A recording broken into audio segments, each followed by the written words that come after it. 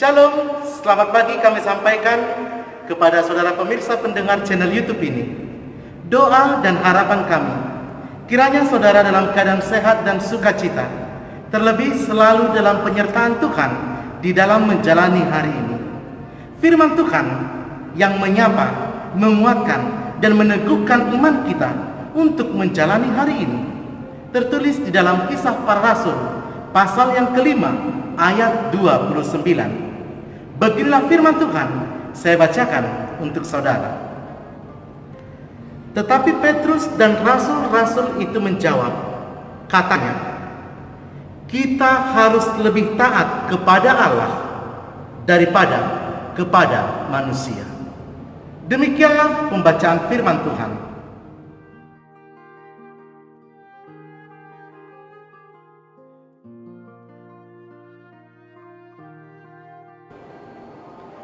Saudaraku yang kekasih dalam nama Tuhan Yesus Kristus, ketika kita sudah melihat, mengikuti, dan mengetahui bagaimana kisah perjalanan para murid Yesus Kristus, maka salah satu kesimpulan yang dapat kita ambil bahwa ternyata saudara, mengikut Yesus bukan jaminan bagi hidup kita untuk terbebas dari masalah, dari penderitaan, dari tekanan, dan dari tantangan dunia ini. Bahkan sebaliknya, sebagaimana apa yang dikatakan oleh firman Tuhan Yesus Kristus di dalam Yohanes 16 ayat 33. Firman Tuhan Yesus mengatakan di sana, dalam dunia kamu menderita penganiayaan, tetapi kuatkanlah hatimu. Aku telah mengalahkan dunia. Dalam arti saudara, berbicara tentang mengikut Yesus, maka kita harus siap sedia ditolak oleh dunia, karena Yesus sendiri pun sudah mengalami hal itu. Dan lihat bagaimana juga kita melihat kisah para murid-murid Yesus Kristus ketika mereka memberitakan Injil kebenaran firman Tuhan. Kita melihat bagaimana kisah perjalanan kehidupan Simon Petrus.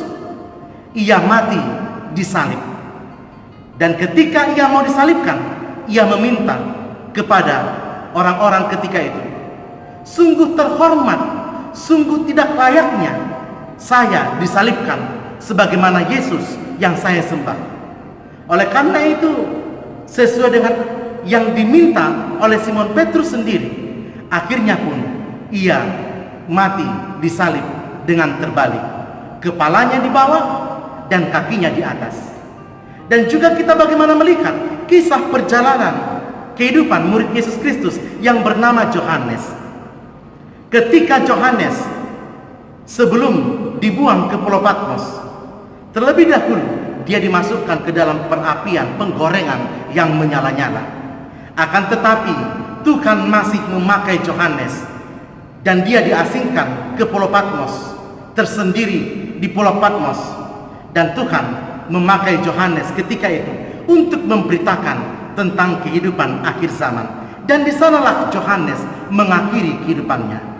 Bagaimana juga kita melihat kisah perjalanan murid Yesus Kristus, yaitu Thomas, ketika ia berkhotbah, ia ditombak ketika memberitakan firman Tuhan, dan ia pun mati ketika itu.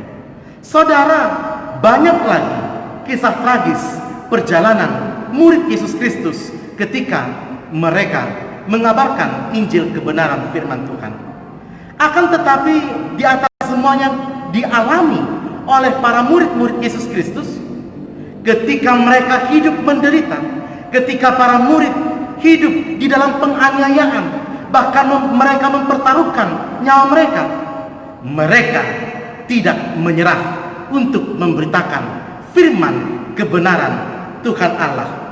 Bahkan saudara, meskipun mereka akan kehilangan nyawanya, mereka tetap setia di dalam pemberitaan Injil kebenaran Tuhan Yesus Kristus.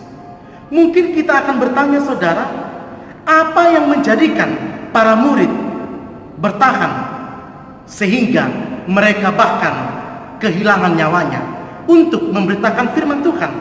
Apa yang menjadikan para murid bertahan dalam penganiayaan, dalam penderitaan itu? Jawabannya saudara adalah karena iman dan ketaatan mereka kepada Tuhan Yesus Kristus. Dan perikop ini juga berbicara bagian dari penolakan dunia akan pemberitaan tentang firman Tuhan Yesus Kristus. Kita melihat saudara, ketika itu Petrus, mereka sedang memberitakan firman Tuhan. Mereka dilarang keras oleh mahkamah agama untuk boleh mengajar dalam nama Yesus. Tetapi kita melihat di dalam iman dan ketaatan, Simon Petrus mengatakan, kita harus lebih taat kepada Allah daripada kepada manusia. Para rasul berani memilih untuk mewartakan Dia yang ditolak oleh dunia ini. Para rasul memilih untuk berani mewartakan Tuhan Yesus Kristus di dalam kehidupan mereka. Saudaraku yang kekasih dalam nama Tuhan Yesus Kristus, kita melihat banyak kisah tokoh-tokoh Alkitab juga mengalami penderitaan, penganiayaan di dalam memberitakan Injil dan mempertahankan iman mereka. Alkitab bagaimana menyaksikan kisah Sadrak, Mesak, dan Abednego. Ketika mereka disuruh menyembah raja, mereka memilih untuk menyembah Allah yang menciptakan langit dan bumi, yang akhirnya mereka pun mengalami penganiayaan. Saudaraku yang kekasih, peristiwa para murid ini memberikan pelajaran berharga bagi kita. Memang saudara, dalam kehidupan kita selalu takut dan tidak berani mengambil risiko. Akan tetapi melalui firman Tuhan hari ini, kita diajarkan, saudara, apapun risikonya, apapun tantangannya, apapun ancamanmu yang engkau hadapi di dalam mempertahankan imanmu, jangan pernah jadikan itu menjadi pemisah saudara dengan Tuhan Yesus Kristus. Jangan pernah jadikan penderitaan, pergumulan memisahkan saudara dengan Tuhan Yesus Kristus.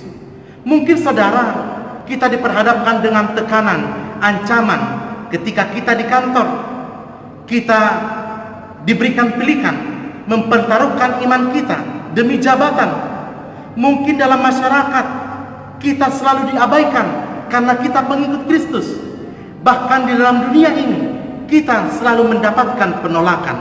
Bahkan kita ditentang oleh dunia ini. Saudara, melalui firman hari ini kita mau dikuatkan. Lebih baik taat kepada Allah daripada taat kepada dunia dan manusia. Bagaimanapun kerasnya tekanan dalam hidupmu, bagaimanapun kuatnya penderitaan yang saudara alami di dalam pekerjaan saudara, dalam kehidupan saudara sehari-hari, jangan pernah jadikan itu alasan bagi kita untuk meninggalkan Tuhan Yesus Kristus. Hiduplah dalam iman dan ketaatan seperti layaknya para murid-murid Yesus Kristus, di mana ketika mereka sekalipun menderita, mereka tidak henti menyampaikan sabda Injil senantiasa kepada dunia ini.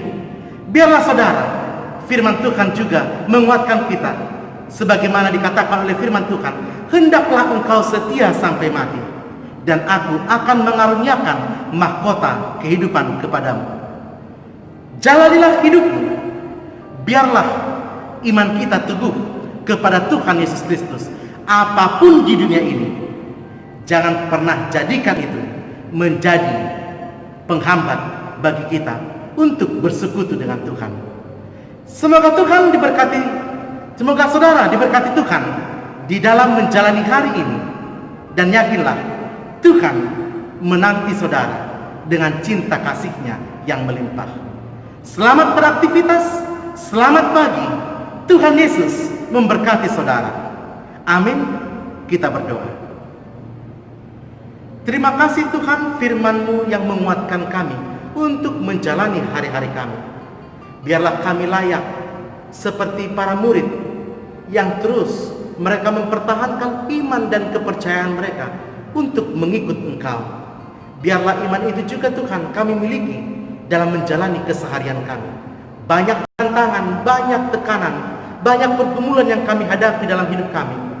Tapi firman-Mu Tuhan mengajarkan kami agar kami tetap mengandalkan Engkau dalam hidup kami, agar kami tetap hidup dalam iman dan ketaatan kepada-Mu saja. Berkati kami Tuhan, berkati kami di dalam aktivitas kami, di dalam keluarga kami. Melalui Yesus Kristus, kami serahkan hidup kami. Amin.